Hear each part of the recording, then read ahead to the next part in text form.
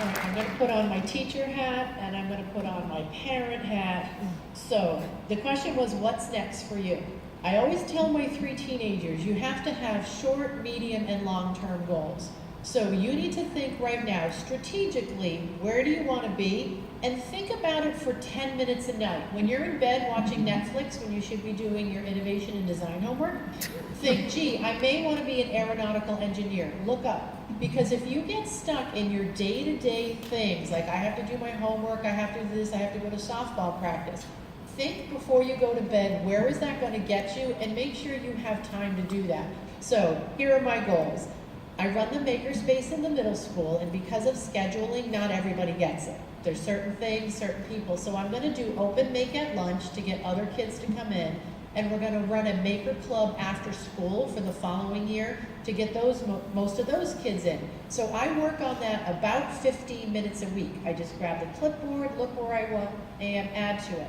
The second part, my longer term goal, is when I changed from being a very corporate, very 24 hours a day person to becoming a teacher, I had to take a step back. And what I want to do is give back to everybody that helped me. When I said I'm now a teacher, and so many of my colleagues were like, huh?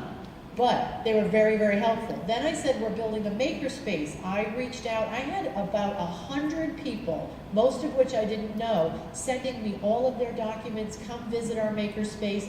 They hooked me up at the beginning.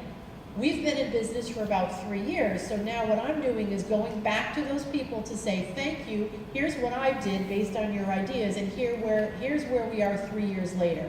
So that second part is giving back to everybody that helped me, and it's also building a network, right? Somebody right away said, oh, you like that piece of equipment? We love this one. And then I'm like, oh, maybe we should buy that. So short term, the open make.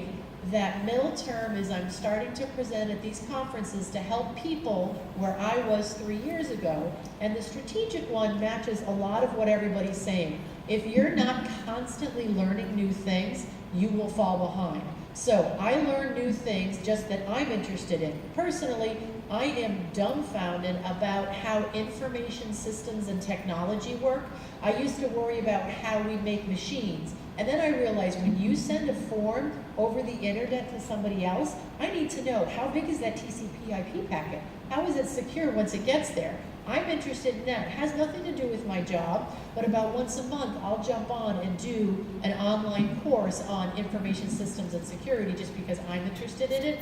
And I also have to keep up on ed tech and maker ed so that I'm a better teacher to get ahead. Like you were saying, you have to keep ahead of whatever you're going to teach too.